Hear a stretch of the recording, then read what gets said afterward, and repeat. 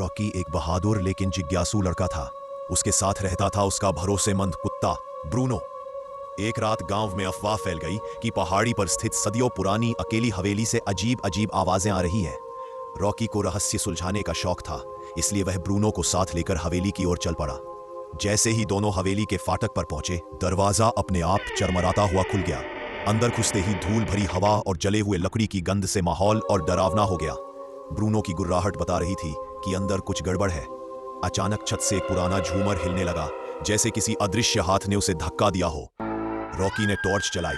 कमरा खाली था, पर दीवार पर किसी ने ताजा कोयले से लिखा था, ये घर तुम्हें नहीं पसंद। रॉकी का दिल जोर से धड़कने लगा, लेकिन वह पीछे नहीं हटा। दोनों आगे बढ़े और हवेली के मुख्य हॉल में पहुंचे।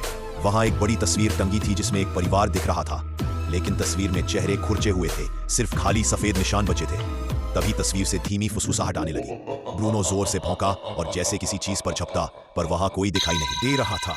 अचानक कमरे की सारी खिड़कियां एक साथ बंद हो गईं और हवेली कांपने लगी। दीवारों से परछाइयां बाहर निकलकर रॉकी की ओर बढ़ने लगी। रॉकी ने तुरंत ब्रूनो को गोद में उठाया और मुख्य दरवाजे की तरफ दौड़ा। दरवाजा बंद था, लेकिन जैसे ही परछाइयां पास पहुंची, दरवाजा खुद ब खुद खुल गया। दोनों बाहर निकलते ही हवेली शांत हो गई, जैसे अंदर कुछ कभी था ही नहीं।